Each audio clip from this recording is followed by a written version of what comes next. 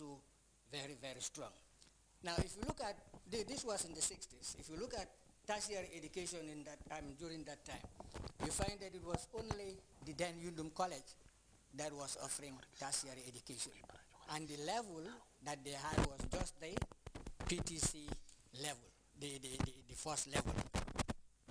Now, coming up from that period, that is the period of from 1965, when we had independence, to 1994, you see that there was a little bit of increase in both primary schools and secondary schools. But what happened was that the increase was so minimal, it did not even commensurate with the number of students who were looking for places. And there again, you have a lot of people who were out of school because they were in schools. So I cannot give you the figures, but I think at that time you had about 40% of school-going age children who were out of school because there weren't enough schools.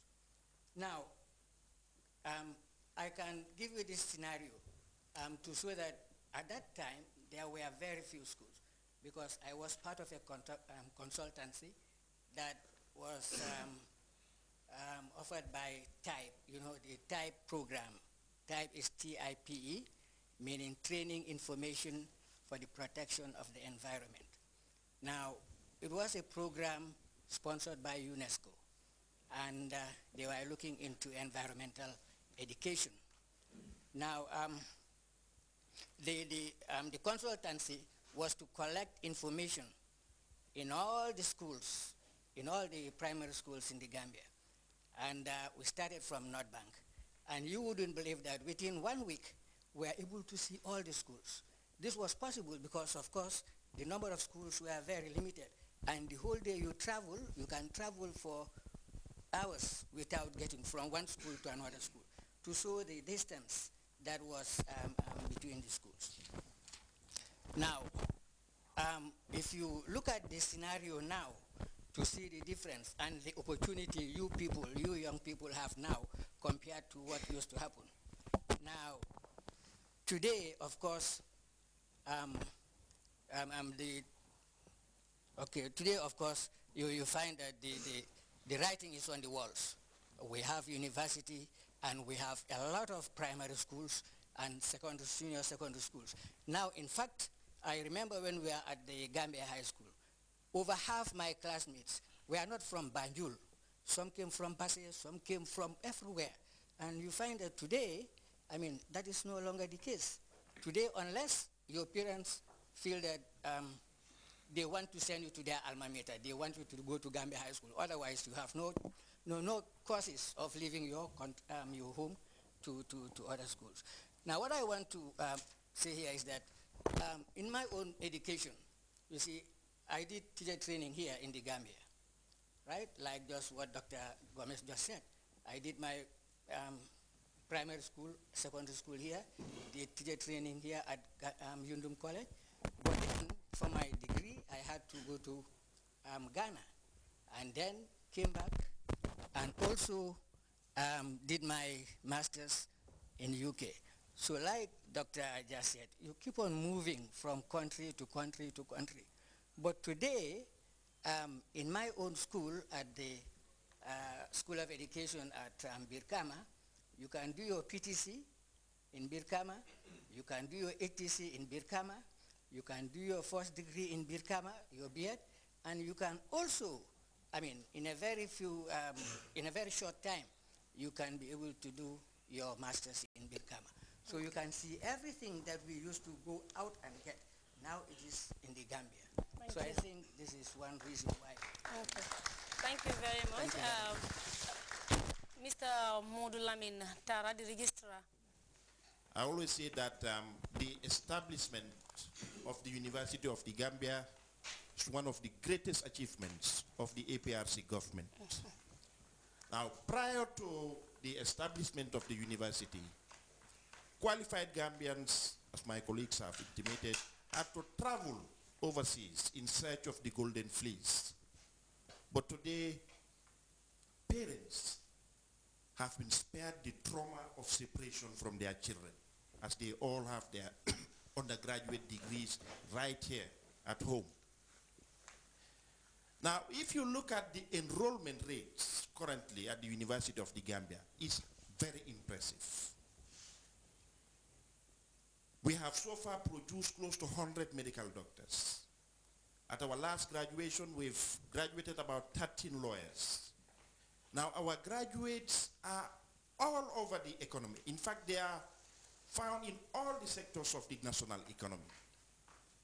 Their contributions towards the socio-economic transformation of this country cannot be quantified in monetary terms.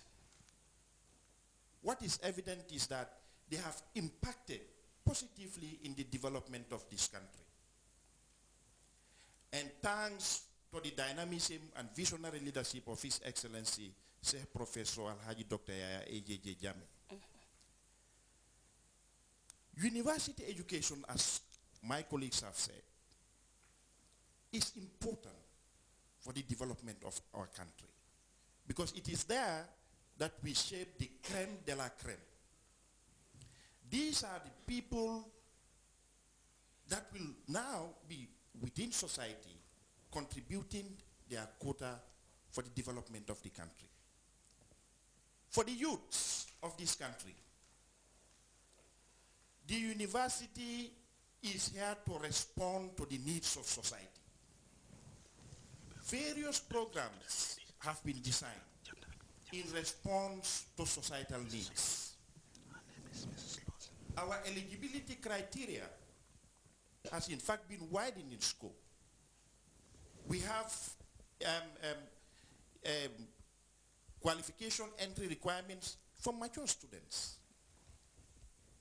We have qualification entry requirements for people just transiting from grade 12. Now, if you look at all the sectors today, you go to the police force, there are a lot of Gambian graduates. In the past, it was not like that. You go to the immigration, it is not like that. You have Gambian graduates from University of the Gambia. They are all contributing towards national development. So this is a very welcome opportunity, is that the youth should grab. It doesn't mean that once you hold a degree, it is incumbent upon government to provide a job for you.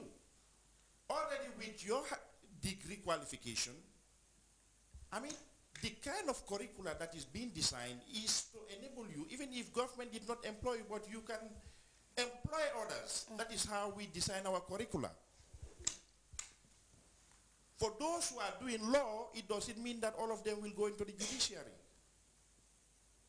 They could become private practitioners and employ others, and you can see the trickle-down effect. Those in agriculture, the same way. If they are not even employed by government, they can establish commercial farms and employ other people. So you see the trickle-down effect. It will benefit this country. So far, let me just stop here for a bit. Okay. Madam? Madam Loza. When I look at these young people who pass through her hands, I just say, what would have happened to all of these people if there was no University of the Gambia? Because just as Mr. Luma said, he had to go to so many countries to get his qualification. And as I look at the students, even now, some of them, to cater for their the funds here in the Gambia is difficult. So how many parents would have afforded to send their children out of this country? So I think this is a very good step that the president took to establish this university. And as we are here, we are looking at the way forward. And I know that as we continue, we will go forward. That is all I have to say. Okay, thank you very much. The establishment of the university couldn't have come at a better time in this country. Now, let's go back and look at some of the statistics that have been issued by the MOPSE, that's the basic education. You look at their midterm report of 2008, you will find that there had been a significant increment of basic education enrollment across the country.